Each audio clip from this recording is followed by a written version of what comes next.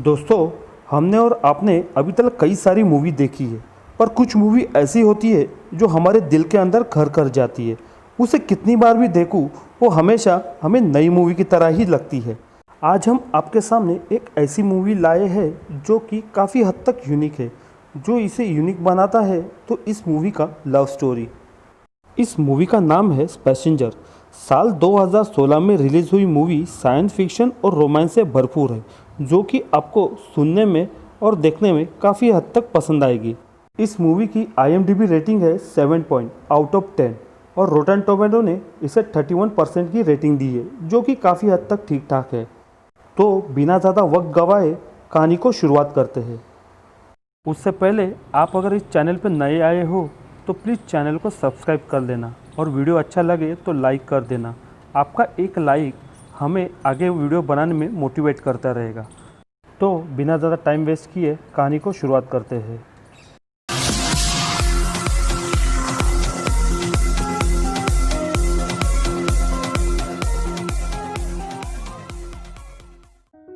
कहानी की शुरुआत में हमें एक डार्क स्पेस दिखाया जाता है, यानी कि विशाल ब्रह्मांड।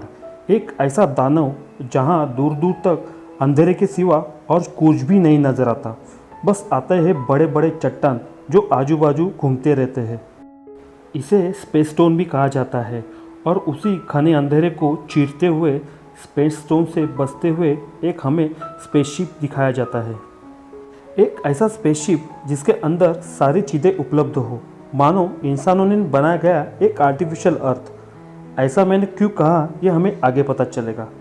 फिर हमें स्पेसशिप को नज़दीक से दिखाया जाता है और उस स्पेसशिप के अंदर के हाईटेक सिक्योरिटी भी दिखाई जाती है। आगे हमें उस शिप के अंदर के कंपार्टमेंट दिखाए जाते हैं। सिक्योरिटी कंपार्टमेंट से लेकर पैसेंजर कंपार्टमेंट तक इस सारी चीज़ें हमें दिखाई जाती है। उस सिक्योरिटी कंपार्टमेंट के अंदर के हाईटेक कंप्यूटर दिखाए जाते हैं, जहां उस शिप का पूरा डायग्राम दिखाई देता है। आगे हमें दिखाया जाता है कि एक बड़ा सा पेस्टोन उस शील्ड को ब्रेक करते हुए उस शिप के कोर के अंदर आ जाता है। शिप का बाहर का हिस्सा दिखाया जाता है और उस शिप को प्रोटेक्ट करने के लिए एक लंबी सी लेज़र शील्ड हमें दिखाई देती है, जिस वजह से सारे सिक्योरिटी फंक्शन कुछ देर के लिए स्टॉप हो जाते हैं और कुछ पलों के बाद सिस्टम रिबूट होकर फिर से स्टार्ट हो जाते हैं। फिर हमें अंदर के क्रू की और पैसेंजर की संख्या बताई जाती है। क्रू की संख्या 258 होती है और पैसेंजर की 5000। टोटल 5258 यात्री उस समय उस स्पेसशिप में सफ़र कर रहे होते हैं। ये सारे लोग हाइबरनेशन फॉर्म में होते हैं। अगर आपको हाइबरनेशन फॉर्म नहीं पता तो मैं आपको संक्षेप में बता दूं, ये ऐसी स्थिति होती है जहां इंसान लंबे समय तक सोया हुआ होता है, जिस वजह से उसकी आयु बढ़ती नहीं है। इसका और एक फॉर्म होता है एक ऐसी अवस्था जहां इंसान का दिल कुछ मिनटों के लिए ही धड़कता है।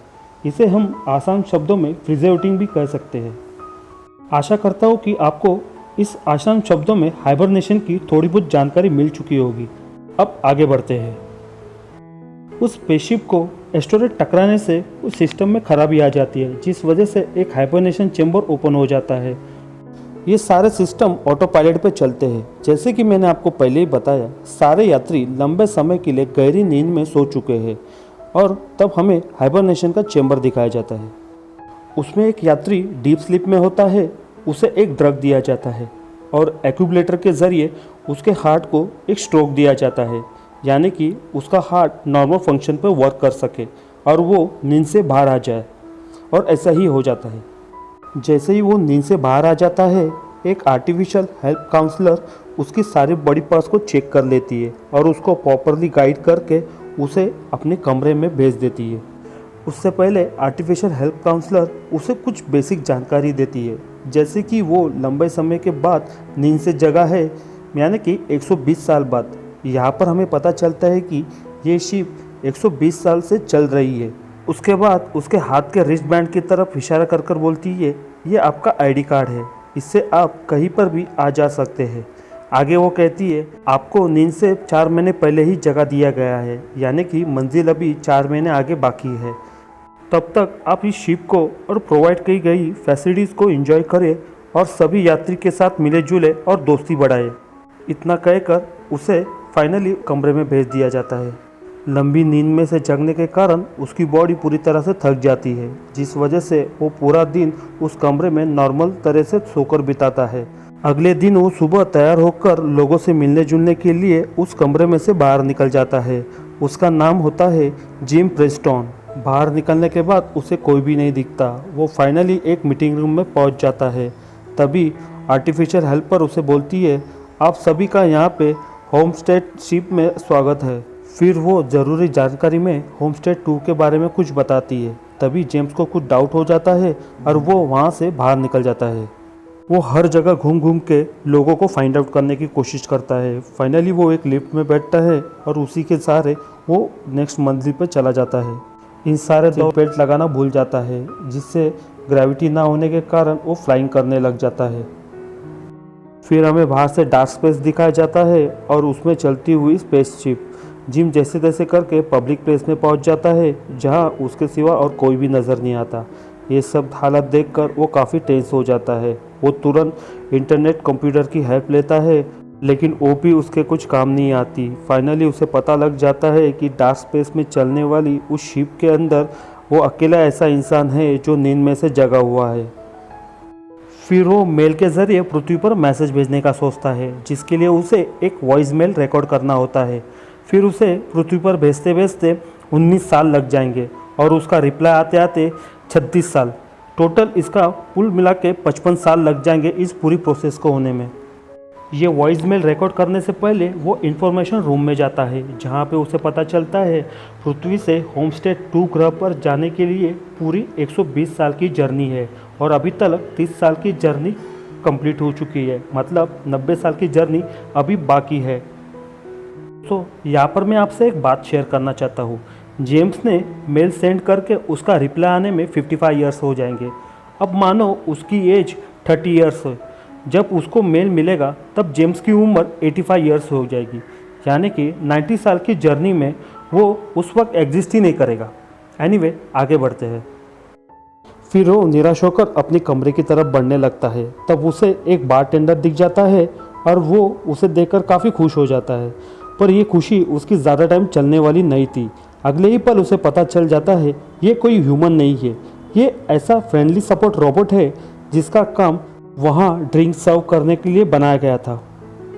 फिर वो उससे एक ड्रिंक ले लेता है और उससे बातें करने लग जाता है और वो स्पेसशिप के बारे में सारी जानकारी वो उस बारटेंडर से लेने की कोशिश करता है।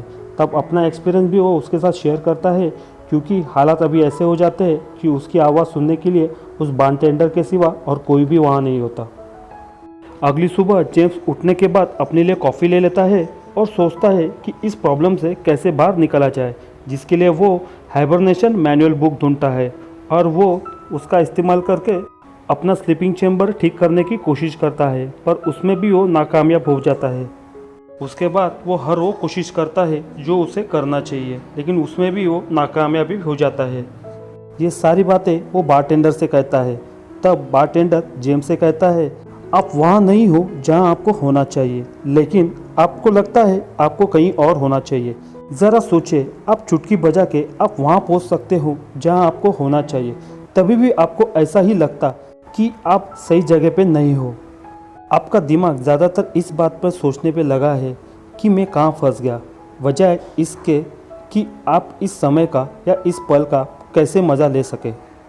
जेम्स उसे कहता है, तुम कहना क्या चाहते हो? तब बारटेंडर उसे कहता है, जो चीज़ अपने काबू में नहीं है उसके बारे में सोचना छोड़ दो, जीने का मज़ा लो। और ये बात जेम्स मान जाता है और अगले ही पल से वो उसकी तैयारी करने चालू कर देता है। वो अगले ही पल से लाइफ को जीना शुरू कर देता है। वो हर वो चीज़ करता है जिसमें उसे मज़ा आए, यानी कि स्पोर्ट्स से लेकर मूवी थिएटर तक। पर ये सब एंजॉय करते करते उसे पूरे 1 साल हो जाते हैं।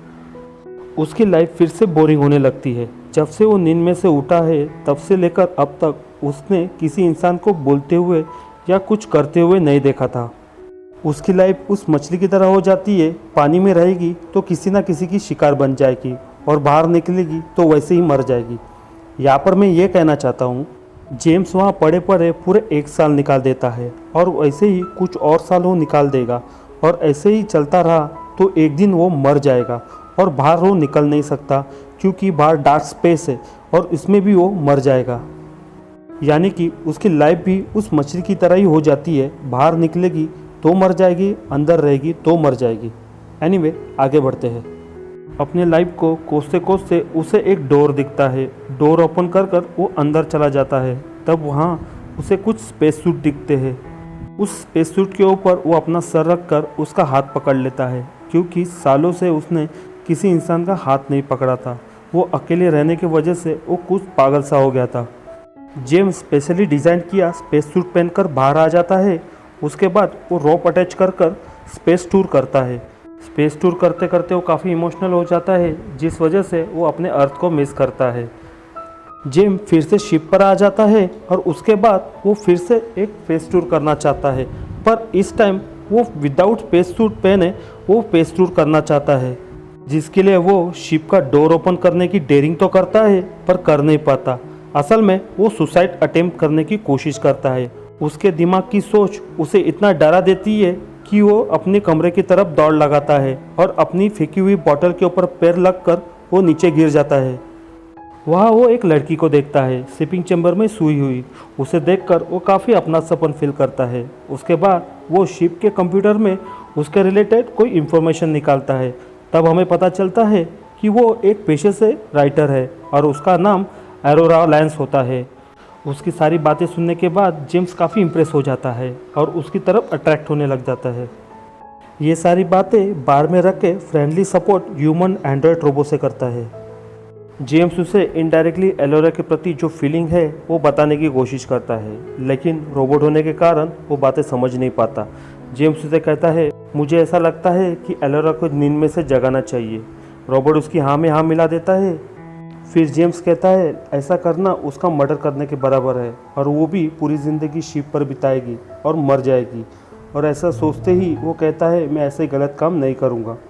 फिर अगले कुछ दिन अपने आप को समझाने की खूब कोशिश करता है। दिल कहता है कि उसे जगाना चाहिए और दिमाग कहता है कि ऐसा करने से उसकी ज़िंदगी ख़राब हो जाएगी। इसी कश्मकश में वो कुछ दिन निकाल लेता है और फाइनली दिल के सामने दिमाग हार जाता है। उसे भी स्लीपिंग चैम्बर में से बाहर निकाल देता है और जाकर अपने कमरे में बैठ जाता है।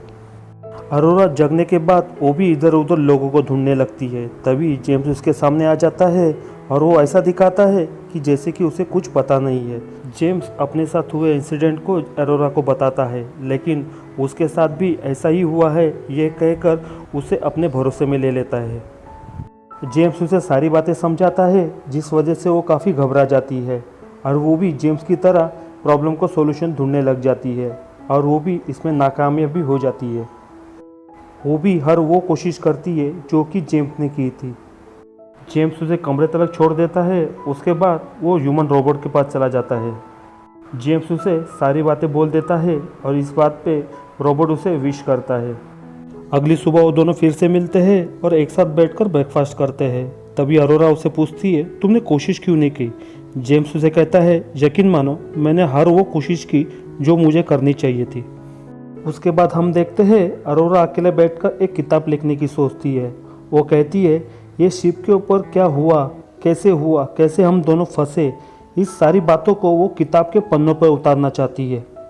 आगे हम देखते हैं जेम्स अकेला बैठकर कुछ कर रहा होता है। तब अरोरा वहाँ आ जाती है और वो उसे कहती है कि मैं तुम्हारा इंटरव्यू लेना चाहती हूँ। जेम्स उसे पूछता है क्यों। वो कहती है लोगों को पता चलना चाहिए कि यहाँ क्या हुआ, कैसे तुमने अकेले पूरा 1 साल निकाल दी है। मैं ये लोगों को बताऊंगी क्योंकि ये हादसे के पहले शिकार तुम हो। तुम्हें क्या लगता है लोग इसे पढ़ेंगे। वो कहती है हाँ ज़रूर पढ़ेंगे। फिर वो अपनी पूरी कहानी बताना शुरू कर देता है और ये सब बात करते करते वो कंपनी के प्रॉफिट एंड लॉस के बारे में बात करना शुरू कर देते हैं। इस बीच वो दोनों काफ़ी अच्छे दोस्त बन जाते हैं। वो दोनों साथ साथ लाइफ को एंजॉय करना शुरू कर देते हैं। ऐसे ही कई दिन बीत जाते हैं। फिर एक दिन जेम्स अरोरा को डेट के लिए इनवाइट करता है और अरोरा उसे हंसकर एक्सेप्ट कर लेती है। दोनों जन काफ़ी अच्छा टाइम स्पेंड करते हैं।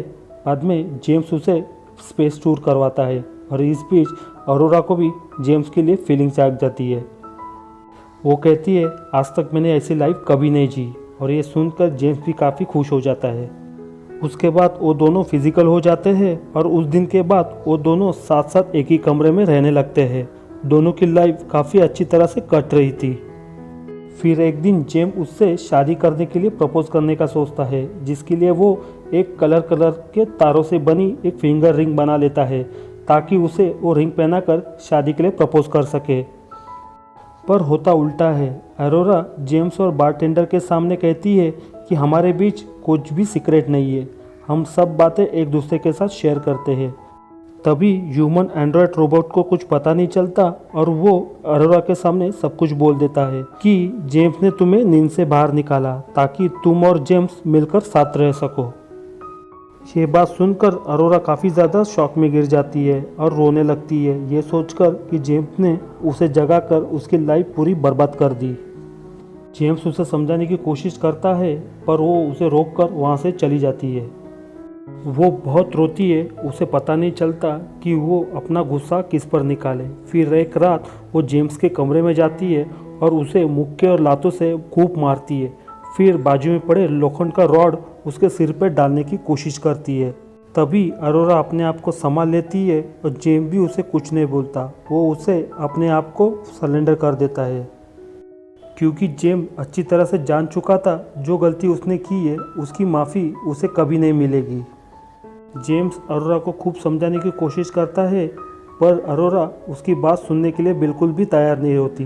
जेम्स अरोरा के लिए उस शिप में एक ट्री लगा देता है ताकि वो नेचर को एंजॉय कर सके। ट्री देखकर अरोरा काफ़ी ज़्यादा खुश हो जाती है। फिर और एक स्लीपिंग चैम्बर ख़राब हो जाता है और वो स्लीपिंग चैम्बर में से शिप के मेन पायलट बाहर आ जाते हैं और वो आते ही पहला सवाल ये पूछते हैं, मेरे शिप में ये ट्री किसने लगाया? जेम कहता है मैंने लगाया। उसके बाद वो तीनों कुछ डिस्कस करते हैं। फिर शिप का पायलट उन दोनों को काम देकर खुद स्लीपिंग चैम्बर चेक करने जाता है। असल में उस पायलट का नाम होता है गैस मैकलॉस। तभी उसे पता चलता है जेम्स के चैम्बर में कुछ प्रॉब्लम था बट एलोरा के चैम्बर में प्रॉब्लम क्रिएट किया गया था और जेम्स अपनी गलती एक्सेप्ट करता है। उसके बाद जेम्स दूसरे काम के लिए निकल जाता है और वो रात वैसी ही कटती है। उस रात अरोरा को नींद नहीं आती इसलिए वो स्विमिंग करने जाती है। तभी शिप का पावर अचानक से स्टॉप हो जाता है जिस वजह से ग्रेविटी एकदम से ख़त्म हो जाती है। दोस्तों मेरे हिसाब से ये मूवी का सबसे बेस्ट पार्ट लगता है क्योंकि डायरेक्टर ने इस सीन को काफ़ी अच्छी तरह से दिखाने की कोशिश की है। एनीवे आगे बढ़ते हैं। फिर शिप के सारे सिस्टम रिबूट हो जाते हैं जिस वजह से शिप फिर से स्टार्ट हो जाती है और आर्टिफिशियल ग्रेविटी फिर से रिएक्टिव हो जाती है। जेम्स और अरोरा दोनों मिलकर उस पायलट को उठाते हैं ताकि इस प्रॉब्लम का हल निकाल सके। यहाँ पायलट की हालत काफ़ी ज़्यादा ख़राब हो चुकी थी। पायलट सभी सिस्टम को डीप में चेक करता है। तभी उसे पता चलता है कि सिस्टम में कहीं तो बहुत बड़ी गड़बड़ी हो चुकी है और इसीलिए सारे सिस्टम ज़रूरत से ज़्यादा काम कर रहे हैं। लेकिन ऐसा ही चलता रहा तो सिस्टम एक एक करके ख़राब हो जाएंगे जिस वजह से ये मिशन बीच में ही रुक जाएगा और फेल हो जाएगा। ये सब कहते कहते पायलट एकदम से ज़मीन पर गिर जाता है। जेम्स और अरोरा दोनों मिलकर उसे मेडिकल रूम में ले जाते हैं। तभी उसे पता चलता है कि पायलट के शरीर में 16 तरीके से बीमारी फैल चुकी है और जिस वजह से उसके मांसपेशियाँ काफ़ी ज़्यादा वीक हो चुके हैं और वो कभी भी मर सकता है। पायलट उन दोनों से कहता है ऐसी हालत में मैं तुम्हारी कोई भी मदद नहीं कर पाऊंगा और ये कहकर वो अपने कमरे में चला जाता है।